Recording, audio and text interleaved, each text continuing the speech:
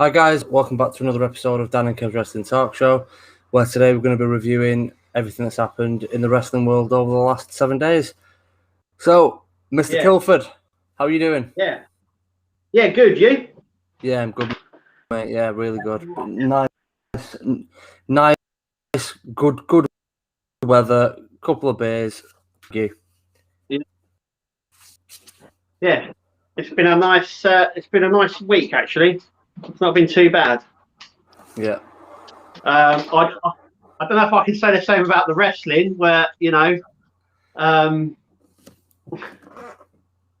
where do we start? I think probably with we have a new WWE champion. Probably the only place to start, really. I did predict it. He said it was going to happen, and I thought it was the best way going forward. But yeah, I think they'll have a match at Extreme Rules, and I think Goldberg will interfere, leading to their match at Crown Jewel. I think it's the only way. Yeah.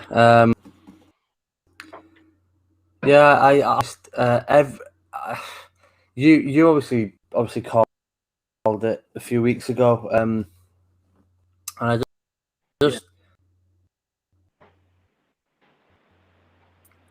I'm just at the of it because this was a story 2 months ago, and them doing it now, they've missed out on what would have been a fantastic story, and I don't really understand the creative drive and the storytelling aspect behind this cash-in when they already had everything in place 2 months ago. You know, you had a couple of months ago, you had Lashley destroy Xavier Woods inside a Hell in a Cell, and then after the match, grinding his face against the cell right and being really nasty and horrible, and then obviously Lashley then battered and took out Kofi, which left obviously the only member of New Day left would then have been Big E, who held the Money in the Bank briefcase. Why didn't he cash in back then? Or why didn't they have some kind of reminder? I mean, last week they could have easily have had because we're in the tag team turmoil match. Lashley and MVP won. But after the match, they could have easily have had Lashley absolute, or even on this Raw. Don't announce that he's there. Just have Lashley beat the shit out of Kofi and Xavier earlier on in the night. Then have his one-on-one match with Randy, and then have him cash in as revenge for what Lashley had done to his two friends. I don't get they had the story already there, and they didn't pull it in it.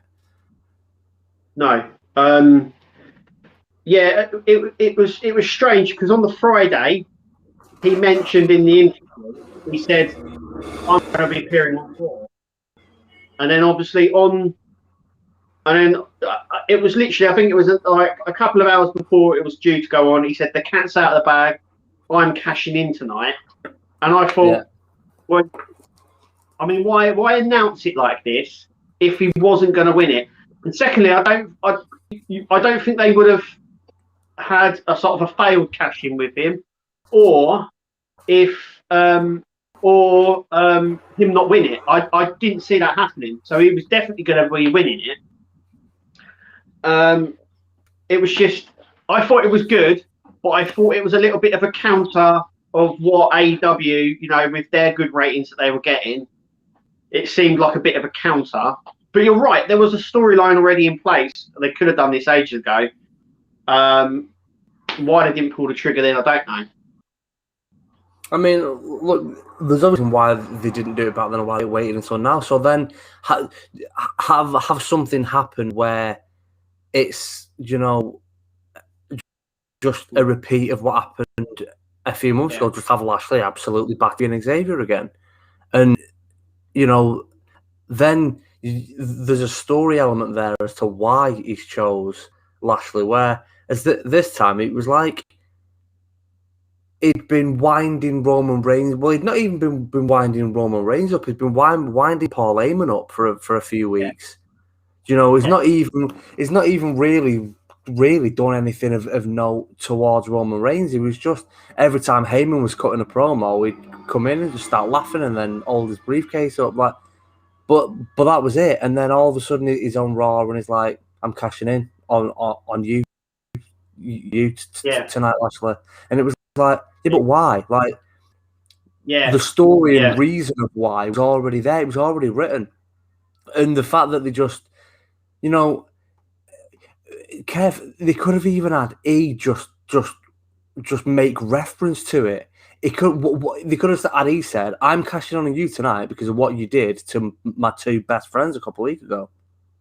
It was I think they could have left it to Extreme Rules. I think they brought it forward. I don't know why, but I think they could have left it at Extreme Rules. Then have Goldberg, like he retained against Randy. Goldberg come out, spear Jack, and then Big E come along and count in 1, 2, 3. Cash in sort of thing. And because all the shows were together then, if you know what I mean, like Extreme Rules are all together, so it would have been a bit more of a. It would have been a bit more, yeah. Exactly, you know, because on the SmackDown before that Raw, he said, "I'm going to be at Raw this week." Why mention it? Well, yeah. It's we've said this before. It's about ratings, and they want. I mean, what he didn't have to message. I mean, he did say he put out one tweet saying, "I'm going to be at Raw tonight," and then about, like I said, about an hour or two before the show, he said, "I'm cashing in and I'm going to be winning the WWE title." It was like giving it away, but it didn't help the ratings. The ratings stayed the same, so it wasn't a ratings puller I think they wanted. So well, it's not like it's just. I don't get the booking beyond that. I don't. None of it makes sense to me. I'll be honest. Like I said, they already had it there. Like, this is what I'm saying. From the creative drive behind the machine that is WWE, this one, and they still somehow shit the bed with it. Sometimes I just cannot wrap my head around things that happen, and this announcing everything for ratings. Sometimes it works, and they do get that boost, but it and sometimes they don't get a boost at all, and you've ruined the surprise element behind for every viewer that in anyway. So you know, if you're Monday Night Raw, you're 1.2 million that tune in on average. You're ruining the surprise for everyone there. But they do this constantly. You know, I don't get the I'm officially entering my hat into this year's Royal Rumble. I don't want to fucking know who's in the Rumble. I don't want to know, because for the last 4 or 5 years, you've known 20 of the fuckers before the match has even started, because it's just 6 weeks earlier, more and more people go, I'm going to be in it. I'm going to be. I don't want to know who's in the Royal Rumble. That's the exciting part. Is 10, 9, 8, like, that's the most exciting part of it. And you know, I kind of feel like there is more that the powers that be could do when it comes to being secret. And I know there were rumblings, and this is the funny thing, is people go, "Oh yeah, but there were rumours that Edge was coming back when Edge returned." Being fucking funny, those rumours that Edge is coming back was at the 9 previous Royal Rumbles. Kev, what is this now? Is this the second or third? Like, this will be the third Rumble where either you've messaged me or I've messaged you going, rumours Paige is coming back. Like, it's every year. Every year someone says Paige is going to be coming back. It's the same with Edge. It was the same kind of rumour, so no one really paid much attention to it because it wasn't like on any official, you know, account anywhere. And then obviously he came out and everyone was stunned. So the powers that be kept that secret. Remember when Ronda Rousey came out after the Royal Rumble match? That was kept secret. It can still be done. When it's a name as big as Edge, you know, if they can keep secret, there's a lot of things that they can keep secret, and they clearly choose not to. And I don't understand why you would want to ruin that pop for your fans. Yeah. I'm glad that Big E won it. Just the execution of it wasn't there. It didn't make any sense. And obviously, have you seen SmackDown? I haven't, mate. No, I'll be honest, I haven't. You haven't? Okay. Do you know what's happening on Raw next week? Yeah, I've seen most of what happened, but I've not actually just watched it yet. But I'm aware of. I'm aware of. Obviously, people was on there, and then gets right. This is what I can't understand. Okay, so the first match on SmackDown was a tag team contenders match with Big E and Finn Balor, and if they win, they get a future tag team title shot. Why? And obviously they won, but once again they've got a tag team title shot down the line. I don't understand that. Why Big E and Balor? Yeah, exactly. Why did Big E even turn up? That's what I can't get. And then I don't really know why it's Big E and Balor, to be honest. That tag team doesn't make any sense. It's also as well, they've sort of spoiled it because they've announced now for Raw the Bloodline versus the New Day. The New Day. Yeah. But Big E is also tested. He said, "I can't wait until Survival Series because it's going to be Big E versus Roman Reigns." So, yep, I can't see Balor winning it now, and I can't see Brock Lesnar winning it. I don't think. Look. Here's my problem, because obviously I think me and you actually do disagree on this. Not disagree, but have a different feeling on it, because I understand what you're saying, that it solidifies Roman as one of the greatest champions of his era by having him defend the belt and beat Brock. And I do agree with that point. But in my opinion, Brock is never winning it, because that would be suicidal and catastrophic. And as much as WWE fuck up, they won't fuck this up. They won't, because the biggest problem in WWE television, in probably the history of this show, was the 18-month period where Brock Lesnar was champion, because even the most diehard Brock Lesnar fan fucking hated it, because you can't have a champion who defended the belt once every 2 months and was on TV once a month if we were lucky. I mean, there was a 2 or 3 month period where he wasn't seen, and you can't. What is everyone fighting for if the champion isn't there for 3 months? They just didn't have the title there, did they? It was so frustrating. They won't do that again. They won't, because it wasn't just that people didn't like it. It did get to the point where WWE are aware that they lost a lot of viewers for that, because people went, I ain't watching this shit. What am I watching? I'm watching a show where people are having completely meaningless matches because the champ isn't there. Yeah. It's literally the opposite of Cena's motto. The champ is fucking nowhere to be seen. You literally cannot see the fucker because he's not there. That 18-month period, it wasn't just it was crucified by every single wrestling journalist, by every fan, every viewer. They will not do that again. There is no way on earth that not with AEW. Yeah, well, not with AEW like they are. With them losing stars, I don't think they'll ever do that again. No.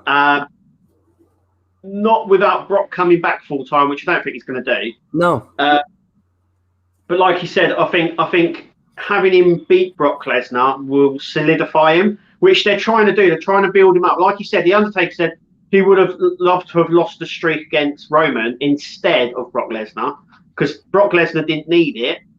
But he goes along with what they say. And then when Roman did beat him at WrestleMania, it meant nothing because they had already fucked the streak before. So I'm wondering whether they've built Brock Lesnar up as like this animal machine, and it'll be like he's beaten him. But you've got to think, Seth Rollins has beaten Brock Lesnar as well, so he's not unbeatable. No, obviously. Drew McIntyre's beat him. There's the most recent to beat him, but look, there was never a chance that Brock was winning the belt. Never a chance. So you from minute one have said that you don't think that Finn Balor is winning the title, but there'll be an interference, or there'll be something where he doesn't win. Roman will either cheat to win, or will. I want Balor to still win, but Roman to keep the title. I think that's what they're going to go for. And the only way I can see that is either the New Day come in, the Usos come in, or Lesnar comes in, or something happens where he gets disqualified or something. Also, as well, it's worth noting we've got all these matches for Extreme Rules. I don't think any of them are extreme. No. I know. I mean, they're like chair tables, whatever. They're just having a match. There's no sort of stipulation. This is supposed to be Extreme Rules. Look, obviously, one of the guys that helps us run our wrestling group informed me that Balor, the Demon King, has lost a match on NXT. Now, if I'm not saying that he has or hasn't, because to be quite honest, I can't remember, so I'm not 100%.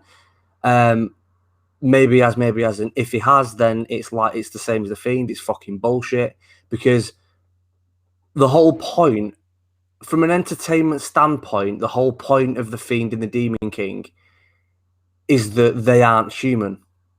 Yeah. That they are an unbeatable force. So if the match that we all wanted eventually was Fiend versus the Demon King, because then it makes sense for one of them to lose, because it's two non-human things going up against each other. Roman Reigns cannot and should not beat the Demon King clean. It should be impossible. That's the whole point in having a Demon King character. It's the whole point. Point. You can't have just something like that, the Fiend or the Demon King, and obviously the Fiend got beat off fucking Goldberg. Like, it's just stupid and it doesn't make any sense. I get that WWE are trying to solidify Roman as this fucking god, and look, I get it, and Roman's been killing it for a long time now, especially since he has turned. I think he's been an unbelievable champion, and look, if he drops the belt soon, then it's been a great run. If he keeps the belt for another year, I'm not going to complain, because he's doing such a great job at it. But at the same time, Roman Reigns cannot beat the Demon King clean, and if he does, then they're destroying the whole point of having a Fiend-like or Demon King-like character in the first place. It basically null and voids those characters in the future, because it doesn't matter. Like, it's just stupid. I don't get it. It's like, if it's Finn Balor, obviously human versus human. If it's the Demon King, it should take something, as otherworldly as that to beat it, like the Fiend or something. So that I can't wrap my head around. So if the Demon King has lost in NXT, then my point still stands. Fucking stupid. Don't have him do the Demon King that night. If you want Balor to lose, have him just be Finn Balor. Yeah, or the Prince or something. Yeah. Now people obviously are going to go, well, he's doing the Demon King, so he's obviously winning the match. But that's the whole point in having that character, because then when you slow build it, obviously he's been released now. But what we were all hoping for was a Demon King versus Fiend, because that match would have been incredible, for the simple reason of you don't know who's winning, because you've got two things that aren't human that are undefeated that are simply unbeatable going head to head, and who wins out of the two of them. Yeah. I wouldn't be surprised if the Demon King does win the belt, but that's because Finn Balor's one of my favourites, and I absolutely love him, and I love the Demon King. Do I think he's going to win it? No, I don't. I don't think the timing doesn't feel right for Roman to drop the belt yet. Yeah. I don't know who is going to take the belt off him. I agree with you. The only thing that makes sense is for that match to get interrupted, because I can't see Roman dropping the belt, and I don't think that they'll have the Demon King lose either.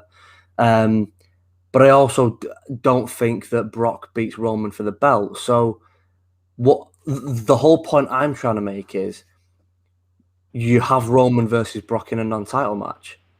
Yeah. You know, the problem, the only reason I say that it's going to be for the title is Brock Lesnar, when he came back, he said to Paul Heyman, he said, when are you going to give me my match against Roman Reigns for the Universal title? Then they announced it's going to be Brock Lesnar versus Roman Reigns at Crown Jewel, but they did put the line of, if he is still Universal Champion, it'll be for the belt. So maybe I personally don't see him dropping it. No, because Brock Lesnar said he wants the Universal title and he wants Roman Reigns. So it doesn't sort of make sense to have the match without the belt, if you know what I mean. Yeah, I agree. I think I think Roman will win that. I think we're going to get the Survivor Series match as well between Big E and Roman.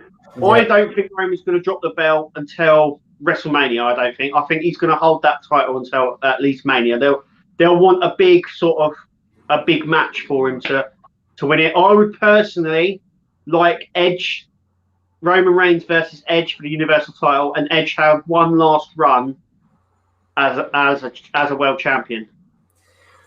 I think so. There is rumors on the draft that Edge is getting drafted to Raw. That's what I'd do. That's what I was going to say. There is rumors that's happening, and Drew McIntyre is getting. Yeah, apparently the two drafts that they said that it's definitely going to happen is Edge is going to Raw and McIntyre is going to SmackDown. That's what they know. That's what I mean. Mate, yeah, but Kev, is there a chance that the brand swap champions? Is there a chance that he takes his title to SmackDown and Roman takes his title to Raw? I wouldn't overlook that. No, yeah, definitely. And then they'll just like they've done before. So, what I would love to happen. And this is the whole reason why I don't think it will be Roman Reigns versus Edge at Mania. As much as I would love it again, Edge has to have one more title run, so it makes sense wherever Big E is, have Edge challenge E for the title. Because you've already, Edge has had like 3 opportunities at Roman's title, and has lost all of them. So, I would. Honestly, I think whoever wins the Rumble will be the one challenging Roman, because obviously I know whoever wins the Rumble can pick which champion. But I can't see Big E having a short reign. I'd be the point in having him as every couple of months, and you've got to think, mate, with coming towards the end of September now, which means that the Royal Rumble is only 4 months away.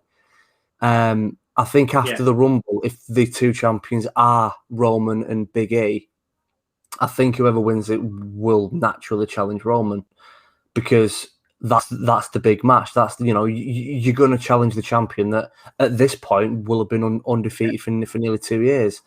That's the big Mania match. What I would love, and based off the things I'm reading, I can't see it happening. If it was me, I would have Kevin Owens win the Royal Rumble, and I would have Kevin Owens take the belt off Roman. I think the fact that a man as talented as him has never won a Money in the Bank, has never won a Royal Rumble, has never had a proper good run with the United States or Intercontinental belts, and the fact he's only had one title reign, I find absolutely baffling. For the talent of him and the stardom of him, he's one of the only problem I have with that is that his contract's up in December, January, and January, and he said I don't think he's extended same as Sami Zayn. I think his contract beforehand, and as we're talking right now, apparently there's been no discussions on contracts or anything. So they could be AEW.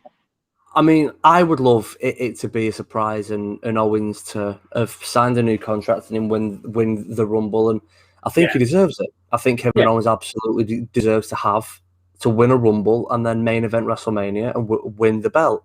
I think it deserves it. But all the information that's out there at the minute is that both Owens and Zayn are leaving in January. And again, I don't really get. I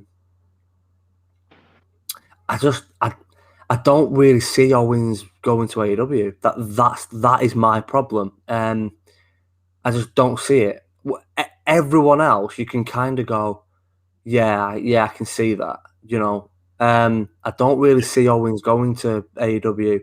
I think he either retires or, I mean, look, he's a family man. His kids are getting older and growing up, and he's obviously missed most of their childhoods by doing what he's done for a living. Maybe he's thinking, enough's enough. I've earned me money. I think that's a definite possibility. But I am intrigued now. I think this Rumble. I think the last 3 or 4 years, you kind of know who's winning the Rumble beforehand. You kind of know who's going to get that push. This year, I have no idea. No. I have no idea. WWE's in a tough spot at the moment because there's a lot of people that don't want to work there anymore. And with AEW passing around the money like it's growing on trees, literally, there's no stopping them signing whoever. The only problem AEW have at the moment is TV time. They just haven't got enough of it. Look, Kev, let me ask you a question, right? Let me ask you a question. This is probably the most important question that I've asked you on this podcast so far. If you was actually doing what you love for a living, if you was a wrestler and you worked for WWE, if you was in Kevin Owens' position or Sami Zayn's position or Bray Wyatt's or whoever it is, Aleister Black, if you was in their position that they found themselves in and that are finding themselves in soon, would you stay at a company that it feels like every week there's more and more bad things coming out of? And some of it you can put down to bitterness and some of it you can just go, that is horrendous. And obviously, I've not seen it yet. I don't know if it's been aired over here yet, but apparently the Dark Side of the Ring episode about Ric Flair. Have you seen it? I've not seen it yet. Oh, I've seen it. I've seen it. Bad. The Flight from Hell. Apparently, it's got one of those things, right? This documentary come out. Obviously, Dark Side of the Ring. They do some fantastic stuff. I've seen all the others, and I watched it yesterday. But the plane ride from hell, which it's based on, there's already tons, and I mean tons of information already about that flight. There was even, the story time on the WWE app. You know, they do the cartoon style story time where the wrestlers are telling them what's going on. There was even one on the plane ride from hell, but it's well documented on what happened there. But obviously this come out and it had the air hostess, which was on the plane at the time, which I don't think we've ever got on her side of the story before. And it was. I'm gonna watch it. I'm definitely gonna watch that soon. Maybe tonight. But it was sort of like pushing the limits. You know, it's all right having banter, but they went. Well. So. Well, obviously, there's all that, which is bad publicity at the minute. But you've got things that Punk and Moxley have said that they got staph infections, and Punk was seriously poorly, and John Moxley nearly died from WWE's running him into the ground.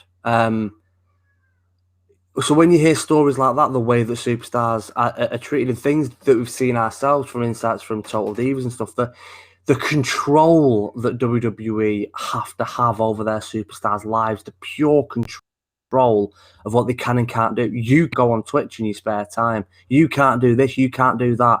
You can't have a life outside of WWE. All this. I think with AEW getting big now, I think WWE will start looking, and these sort of things will change. They'll start going.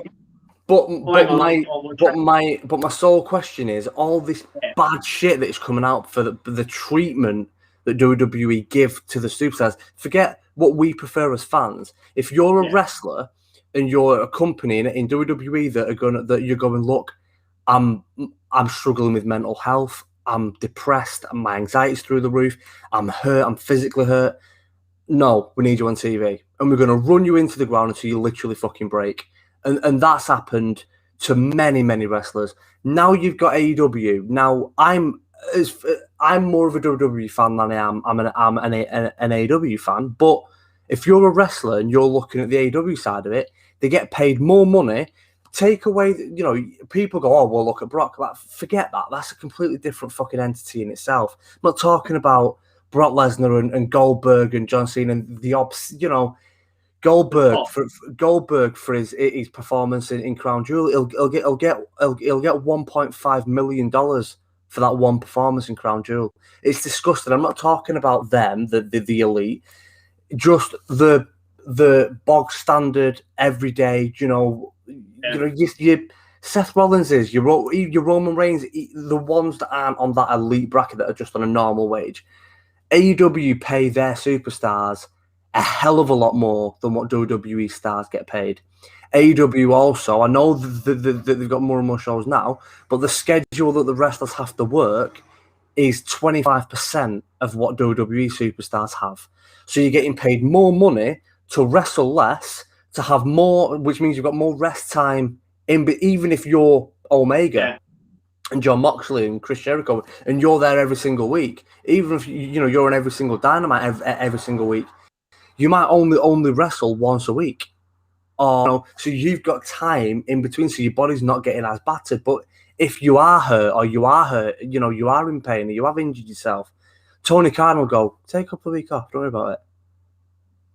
So you've got a company where and I'm not saying Vince doesn't care about them. All I'm trying to say is, from what I've seen, is why would you, if you was a free agent now, if you say Will Ospreay says, I've had enough of Japan, I want to come back to America, and he's got AEW and WWE, why would you go to WWE over AEW at the minute when you're treated better, you have time off to recover, you get to spend more time at home with your family, and you get paid more money?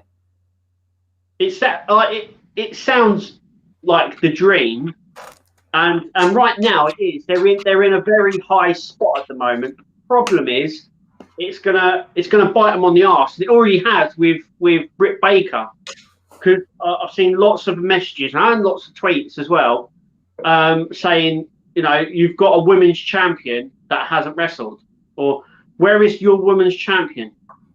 They're resting her, and she does appear on every show, but that's it. She shouldn't do anything, and everyone's like, that is your women's champion. What are you doing with her? Your AEW Women's Champion are doing nothing. You got the tag team champions. They're on it every week, wrestling every week. But you got Britt Baker, and they're doing nothing with her. Give the belt to someone else that will wrestle every week. But I've seen all the backlash already, and then, like you said, we've seen things like John Day and people like that. Brian Cage and stuff like that have just. Brian Cage. I was told I was going to be used, and I haven't been. Why? Well, I can tell you why. Because you haven't got enough TV time to fit everyone in. That's what. Look, look, I'm just saying from at the moment, it looks like, Kev, if you're a wrestler, why would you choose WWE over AEW at the minute? If you do, you're a fucking moron. No, if I had two contracts, one for, they're both the same money, but one's got more benefit for my personal health and it's less. Of course, I'm going to take that. Of course, I'm going to go to AEW. Of course, I'm going to do that. It just makes perfect sense. But the next part of my point contradicts what I've just said. If I was a free agent, I'd be going to fucking AEW. More money, more time with my family. You've got an owner in Tony Khan who genuinely fucking cares about your health, your mental health, your physical health. If you go, I'm really hurting, Tony will say, go home and ring me when you're feeling better. And if there's anything that I can do to help, give me a call. They've got someone there who genuinely fucking cares about them. Now, I'm not saying he doesn't care. I'm just saying the things that comes out, with Jericho, with Punk, with Moxley. And look, Moxley, when he said that as well, the timing of it, his wife still worked there. So, and he didn't. There was a lot of things that he could have said to ruin WWE, and he didn't. But the one story that he did tell about the MRSA in his elbow, he nearly died because he was injured, and WWE went, well, we need you on TV, so suck it up, buttercup.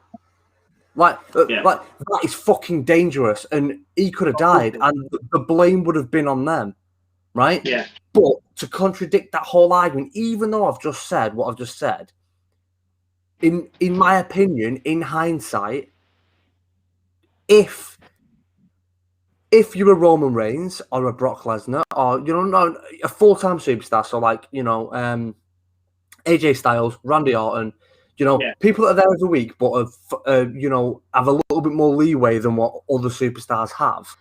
WWE is still the place to be because it's more viewers. You're going to get more merch money, all that stuff. But for all the AEW warriors saying you will get used properly at AEW, you don't. Oh, you don't, mate. You don't. It's either the same or look, Kev. If you was to, and this is the whole point me and you've been making for months, right? About AEW going, we'll sign you, we'll sign you. They've not got time to showcase everybody. Aleister Black is one of the best wrestlers in the world. His characterization, his in-ring ability, his promo talent, everything that he has, he's a fucking genius. WWE did not use him. They did not give him creative freedom and creative control, and it bit him in the ass. So what did Malachi Black then do? I'm going to change my name from Aleister Black to Malachi, and I'm going to go to AEW.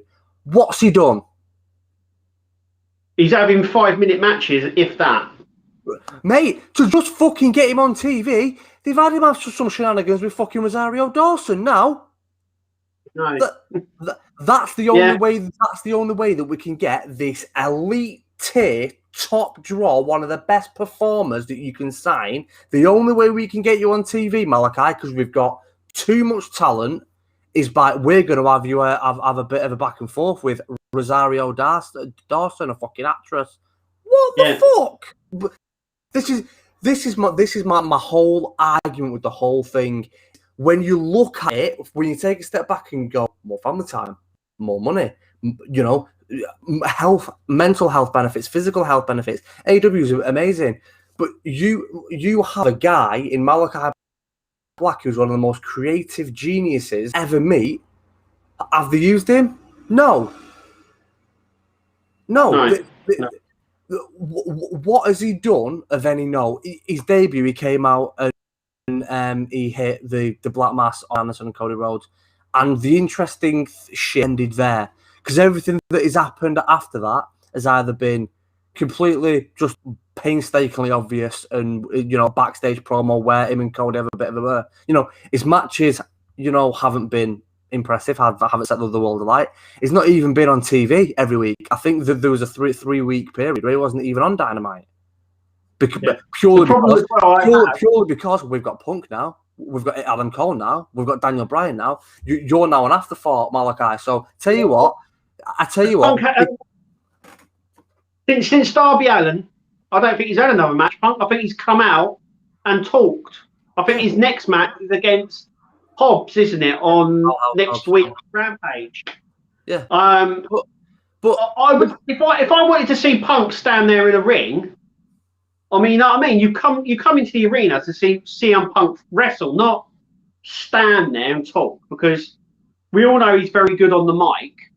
But I would be, if Punk was advertised to be, I'd be a little bit pissed off if we didn't see him wrestle. I'd be like, yeah, come on. But Kev. Yeah.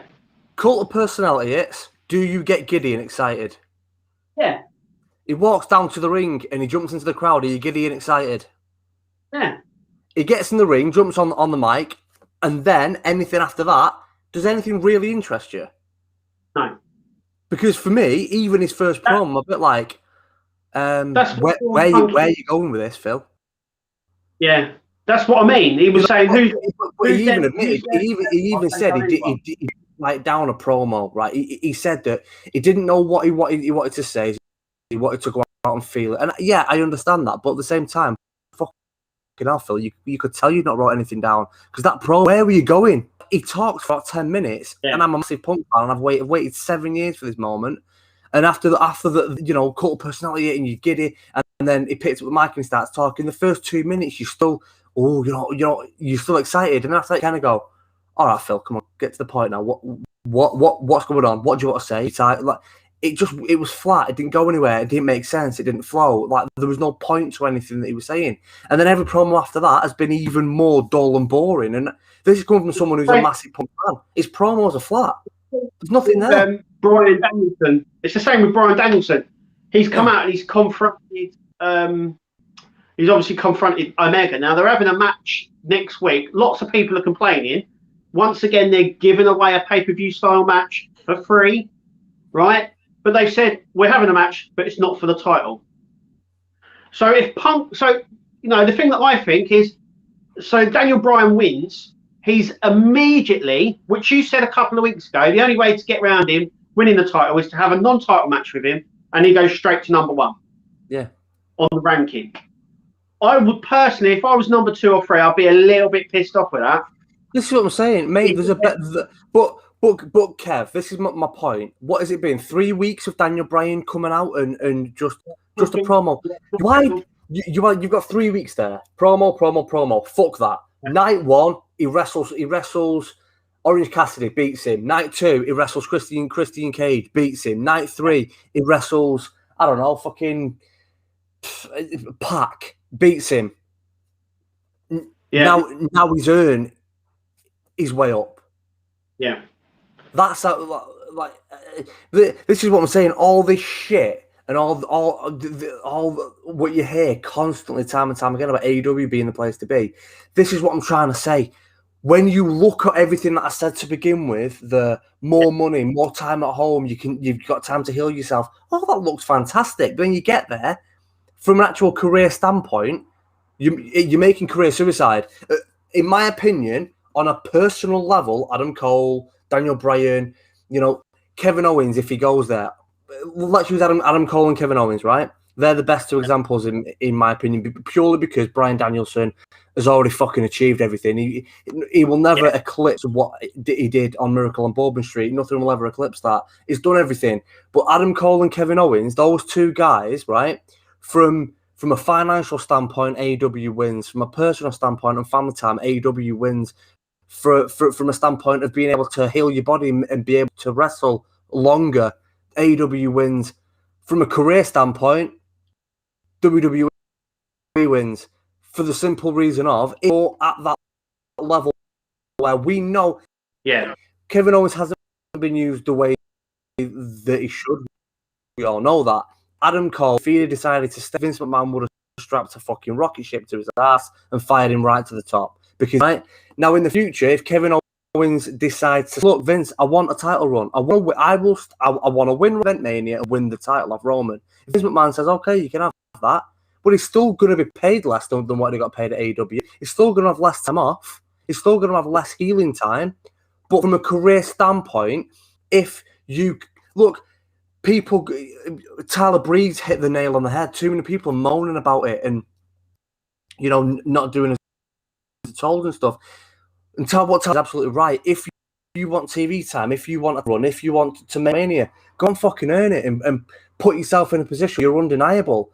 Big E got put up with being shit on year after year after year after year. Big E was ready for a singles run 5 years ago. Did he give up? Did he start bitching and moaning? Did he start fucking? No. He carried on doing what he could control. When he was given TV time, all right, I'm going to fucking show what I'm capable of. And he's put himself in a position where it's undeniable. You've got to give him a chance. They've given him a chance. He crushed Money in the Bank and won it. And now he's WWE champion. I'm looking forward to seeing what he does in the future. But if you're Adam Cole or if you're Kevin Owens, does go into AEW further your career? No, it's a step down. And it's simply a step down because you're not going to be given anywhere near the TV time or relevancy that you would have had if you'd have stayed in WWE because there's too many. You know, Kenny Omega is one of the best wrestlers on the planet, right?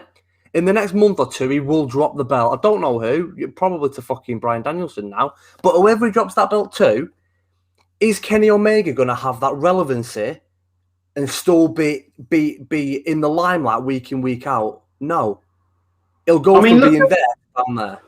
Well, look at MJF, right? He was there, and after the Jericho thing, it almost looked like they were like, well, what do we do now? And it's like, I'll go out and insult, you know, Brian Pillman's family.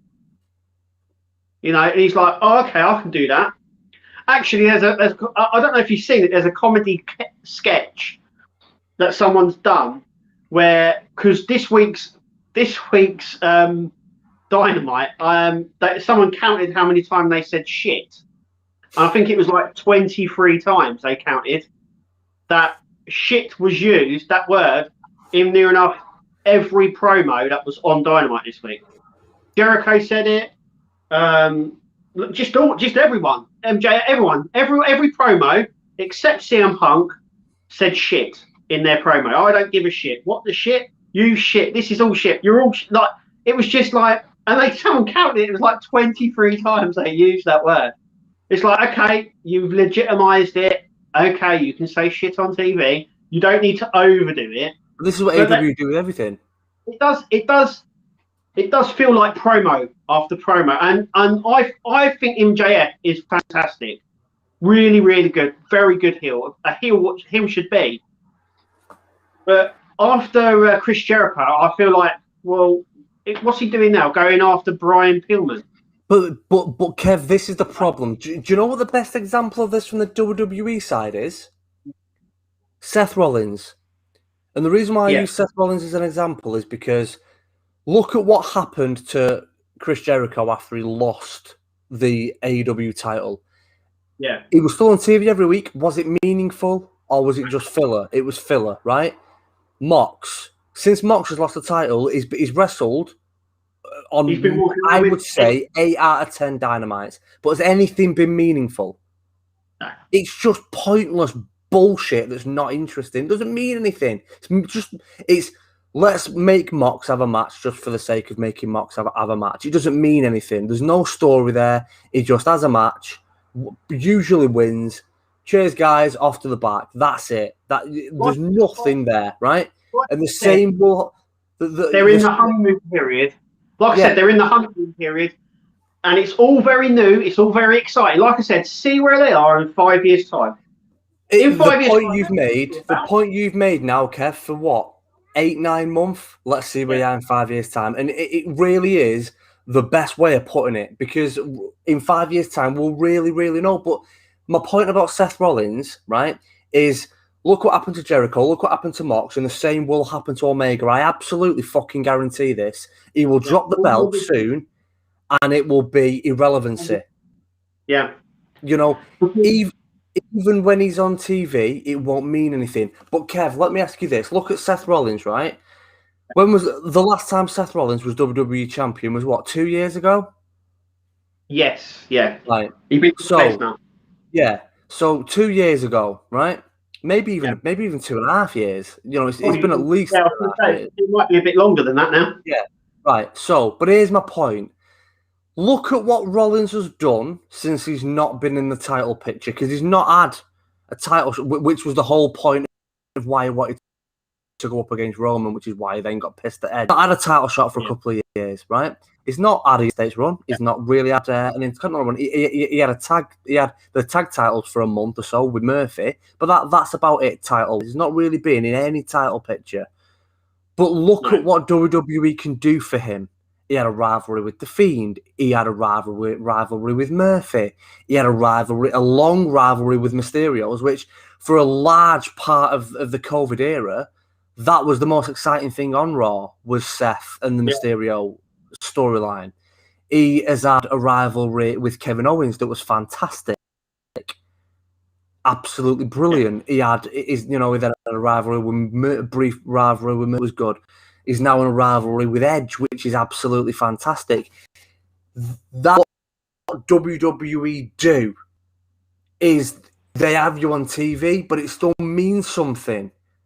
Rollins has been nowhere near that title picture. Even Kevin Owens, you look at Kevin Owens, since Kevin Owens dropping that belt fucking 4 years ago, he's not really had any title run at all, really. He's been in the Continental for a few weeks and then lost it, but it's nothing important.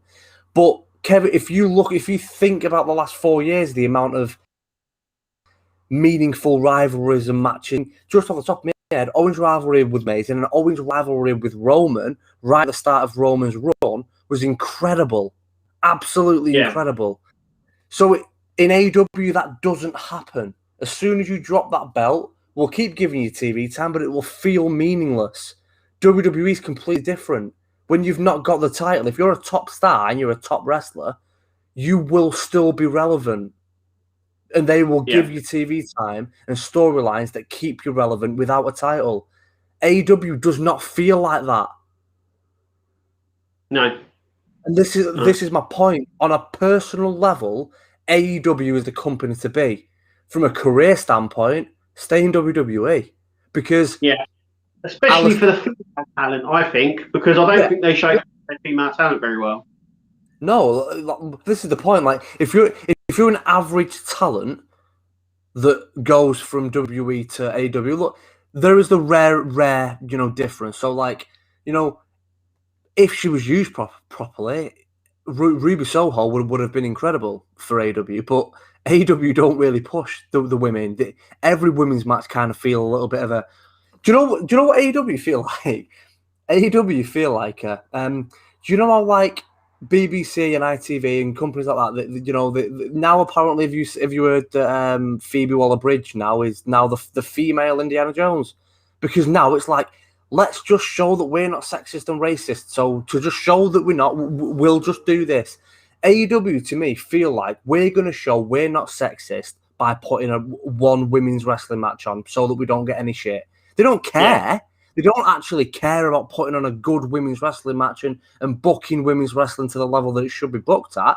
It's just let's put a women's match on just so no one can say anything, because we can go, hey, but look, we give them a 15-minute match here, so we clearly don't hate women. Yeah, that it feels like to me. But if you're a middle of the card, an average wrestler, it doesn't matter whether you're at WWE or AEW, you're not going to be used. If you're an elite star, right? WWE will use you better than AEW will, because even when you're not in the title picture, they will give you storylines where you can look at Randy Orton. Randy Orton hasn't had when was the last proper title run that he had? Because the last time he had the belt, he had it for like 3 weeks, and then McIntyre took it straight back off him. It's been years since Randy has had a proper dominant reign. Randy has been at the top for a long time. He worked his way up. He was there. He's worked his way up. But yeah, you're right. I don't think like Moxley coming out, doesn't feel like it used to. No. With him and Eddie Kingston, I don't. And like you said, I don't know where they're going. Where are they going? What are they doing? Where are they going with Malachi Black? Where are they going with Andrade? What have they done with Pac for the last 2 years? All these. we got Pac and WWE didn't use Neville. You watch what AEW do with him. 2 years later, me and Kev are sat here going, still waiting to see what AEW are going to do with Pac. But they do this with so many talents, and AEW, if you're not champion, you are an afterthought. We'll have you on a big name, and you always get a pop off the crowd. Your matches are meaningless. Like John Moxley had that belt for so long, and then Lance Archer took the belt off him, and it was a massive shock. What's happened with Lance Archer after that? Yeah, that's what I was saying last week, wasn't it? Where's Lance Archer? He's gone? What's happened to him? And this is the problem. When you say, "Oh, you can have as much time off as you want. You just come into work when you feel like it." Well, this is what happens. People tend to forget, and then they're like, "Well, where's he?" And then when he comes back, they'll be like, "Is this what he does when he comes back?" There's no consistency. There's no. Let's end this segment of the show by finishing it the best way that we possibly can, Kev. WWE get things right and they get things wrong. AEW get things right and they get things wrong. That's the be-all and end-all of it. There's good parts and bad parts of both of them. Like I said to you, I sent you the message, didn't I, where someone had said, when they're going, "Oh, AEW has better matches and WWE can't," and it's like, replace those words with Coronation Street and EastEnders, then read it back and see how ridiculous it is. And it is. Now, if you like wrestling, watch both of them. I watched WCW and WWE. Yep, I was a WWE guy, but I watch WCW still, and it's the same now. I'm a WWE guy, but I like and watch AEW as well. Though both of them shit up sometimes. It's just the way it is. I mean, I've got the ball as well. Do you know what's funny? This might just be me. I've got one more point, and then we're going to have to end it because we're creeping up to an hour already. But the last point that I want to make on this, All Out was fantastic, right? But in my opinion, I don't know if you agree, but I am interested to know if you do agree. Dynamite and Rampage since All Out, to me, has bored the fucking tits off me. Yeah. I've not enjoyed any of it. Rampage, definitely. And also, it shows in the ratings as well because it has been shite. But look, Raw's been... But the worst show out of all of them, all of AEW shows, all Impact and NXT and NXT UK and all the WWE shows and NJPW, you go out there and you watch, all the Mexican stuff, you watch all these wrestling shows, and the common theme for the last 12 months is the worst wrestling product out of all of them in Raw, which is the flagship show of the biggest wrestling company in the world. Yeah. And it's been the worst one of all of them. But even the last 2 weeks for me, Raw's been better than Rampage and Dynamite. And NXT and SmackDown have been leagues above. It's like the worst show, and everyone says it, but not in ratings. It isn't. In ratings, it's doing all right. It's still beating every other one. Yeah, and it's just SmackDown is beating them clean out the water. But in terms of other things, I mean, they're still beating AEW on a Monday. Yeah, but in ratings, they're still killing it. So I mean, I can't argue with that. I can't argue with that. All I can say is I've not enjoyed Raw for a very long time. But you take the last 7 days of wrestling, which is what this specific episode is about, the last 7 days of wrestling. You go and watch Raw, SmackDown, NXT UK over the last 7 days. You go and watch them 4, and honestly tell me that Dynamite or Rampage was better than any of them. It was substance. I think what had happened was we'd got onto a high, and then it went down because it was all we've had is promos from CM Punk, Bryan Danielson. That's all we've had, and everyone's like, "We don't want that." I thought the whole idea was them to come in the company, was them to wrestle, and we can see them. And all you've done is given them a mic each week and come out. I mean, we want to see them wrestle, and they want to wrestle, so let them do what they want. Yeah.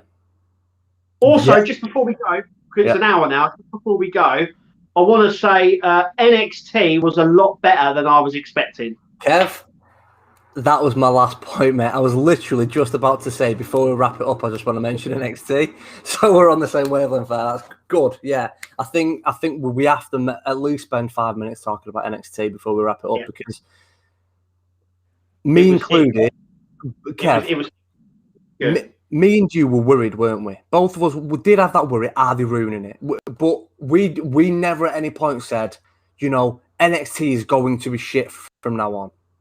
Yeah. We both had our worries and doubt it. You can't knock off something you haven't seen, and it was just sort of like, everyone was like, "Oh, it's going to be shit. It's the death of NXT." It's like, well, hang on a minute. You've not even seen it yet. You've not even seen one episode. It might be good. And I think my expectations up there. I just thought, let's watch it. Let's see how it goes. And do you know what? It hit it because it reminded me a lot of the old school NXT, which I think it lost over time. When Bayley and Charlotte were there. If you go back and watch it when Bayley and Charlotte were there, it had the similar style arena, similar lighting. And it just called back to that sort of time. There were more fans there though than usual, and that was a positive that there were more fans there. The lighting was a little bit. See, they actually found the perfect balance for me and for my taste. The entrances was the razzmatazz and bright and colourful. And look at the massive stage. But when the match was on, the lights were dimmed and it was dark. The lights was a lot darker on that NXT than what they are for Raw and SmackDown, and I like that. The matches still had a dimmed light on it, and more of an underground feel, and it just felt more wrestling.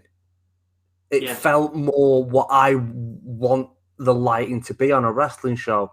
Raw and SmackDown is very, very bright, even when the matches are happening. For me, I think it was a fantastic start for NXT 2.0. Yeah, and I'm glad Goldie's back. Like I said, I would have wanted Dunn to win it. I think he would have been better, but I'm really glad that Goldie's back with Ciampa. So yeah. I mean, the more and more that I see LA Knight, the more I think he's a global superstar. I really do. The more and more I see him. Everyone at the start said he wasn't there. Have you seen him before? I've seen him wrestle before. Mate, he's already there. He's already championship material. He's fabulous. He has everything. He has everything, and he has the it thing. The Wagner, whatever it's called, the new guy, Wagner. I'll be honest, that for me was the only thing when the show ended. There was two things where I was like, I don't understand that. One was Wagner. I was like, I'd have rathered the psycho guy who beat LA Knight right at the start. What was he called? Breaker. Yeah. Bron Breaker. He is. It looks like they're pushing him, and he looks really good. That's Rick Steiner's. It looks like. Is it? What did you say then? Is what? His dad is Rick Steiner. That's Rick Steiner. I didn't know that. I didn't know that. Fair enough. Steiner. You had the Steiner brothers in WWE. I remember the Steiners. Rick Steiner is his brother, and that's his son. And he looks identical to him. If you watch some Rick Steiner stuff from yeah. Well, and he's built like that, so he's really good. He was. I thought he looked fantastic. I said this to Nat, and I hope you know where I'm going with this. Do you know who Bron Breakker reminds me of? Go on. Everything that Mojo Rawley wished he was. Yeah. He is legit what I think Mojo Rawley was trying to do and couldn't quite get there. But he really reminds me of Mojo. But I think he has an amazing. But there were two things I didn't understand. One, with how good Bron Breakker looks, I'd have had him in put into the title match or anyone else. I didn't really get why they added Wagner to that match because he didn't look bad, but he didn't. The problem with that is, did Wagner's performance in that match outshine Bron Breakker's performance against LA Knight? And no, it didn't. And Bron Breakker, is a tongue twister, that fucker. Bron Breakker had already beaten LA Knight earlier in the night, so he kind of deserved to be in that match more than Wagner. So I didn't really agree with that. Yeah, I want to wrap it up now because I'm low on battery here. Because I'm on the phone. You're going to die. So Bosh was going to die. 100%. Right, mate. All right. we'll wrap All it right, up. mate. But yeah, look, I've been Kev. I've been Dan. We'll see you soon, guys. We'll catch you in the next one.